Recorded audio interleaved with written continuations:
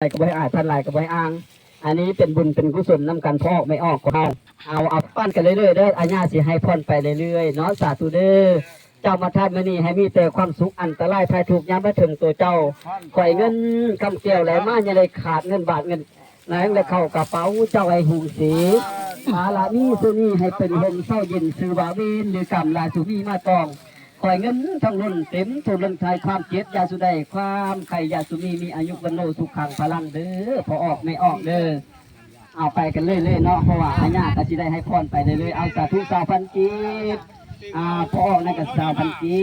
บเนาะสาธุนำไม่ออกจะได้3,000 กีบเอาสาธุตานำเด้อออกก็3,000บ่ไรล่ะ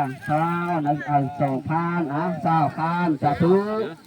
ไม่ออกก็จะได้5,000สาธุเด้อจะเป็นสาวดนามีข้ามาท่านเปิดใจกับเปิดน้ำอ้อยซอยเหมือนอ้อยพันกลางได้มาว่างกุศลใดกุศลดีอันประเสริฐเกิดไปได้พบพ่อคล้องเข้าศาสนาสาธุเด้อคุณสิงอยู่ฝ่าให้เหลียวลำมองดูให้สักทิศมีจริงดังพระสงฆ์โยมวลให้ยุดีพี่อ้วนกินท้าน้ำลายเธอได้แม่เด้อคอยสู้เงินดันสวรรค์ฝ่าได้ลำมองอายุวันโนสุขังพลังเด้อพอออกไม่ออกเด้อบุญกองเก่าบ้านแกงหินกำลังต่อยอดเนาะหาปัจจัยแพร่เฮ็ดวัดว่าศาสนาของเฮาไม่ออกพอออกบ้านเฮาเนาะบ่ได้เอาไปใส่เป็นเงินสร้างสร้างในวัดของเฮาบ่แม่นโยครูบาอาจารย์อยากได้เงินพอไม่ออกเราอยากให้ได้บุญนั่นแหละเนาะ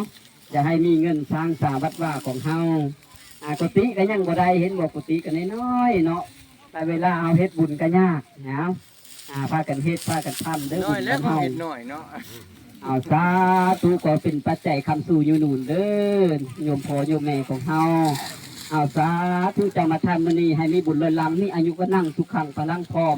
ทั้งลูกนี้ลูกหน้าศรัทธาเจ้าอย่างงมเหงา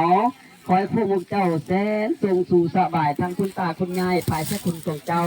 คอยเงินคำแก้วไหลมากคือนำบอกขอให้พวกพี่น้องทานแล้วหางมีอายุวันโนสุขังพลังเด้อโยมพ่อโยมแม่ของเฮา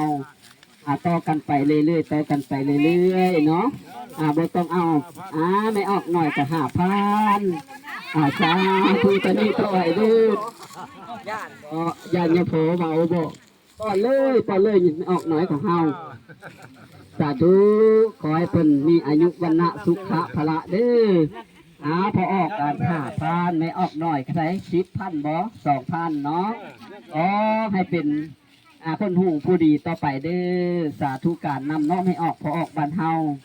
เฮาทำบุญทำกุศลก็ขอให้ฮอดคุณพระพุทธคุณพระธรรมคุณพระสงฆ์ฮือพอดทละผู้ตัดสรุเห็นแจ้งทุกประการพระตะเกศเทศนา